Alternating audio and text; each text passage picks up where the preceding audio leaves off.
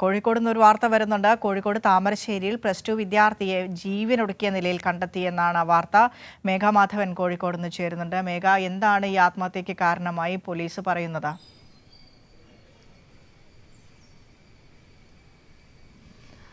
വിനിഷ, കോഴിക്കോട് താമരശ്ശേരിയിലാണ് +2 വിദ്യാർത്ഥിയെ തൂങ്ങി മരിച്ച നിലയിൽ കണ്ടെത്തിയത്. ആശാരിക്കണ്ടി മുഹമ്മദ് ഷംനാദ് 17 വയസ്സാണ്.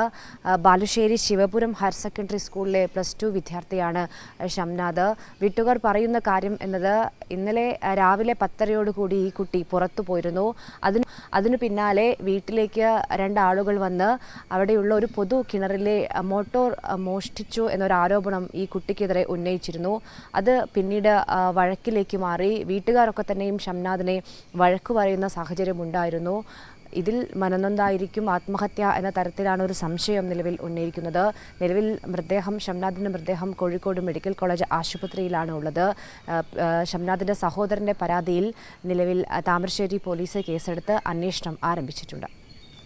ശരി, മേഘമാധവനാണ് വിശദാംശങ്ങൾ പങ്കുവച്ചത്. കോഴിക്കോട് താമരശ്ശേരിയിൽ +2 വിദ്യാർത്ഥിയെ ജീവനൊടുക്കിയ നിലയിൽ കണ്ടെത്തി.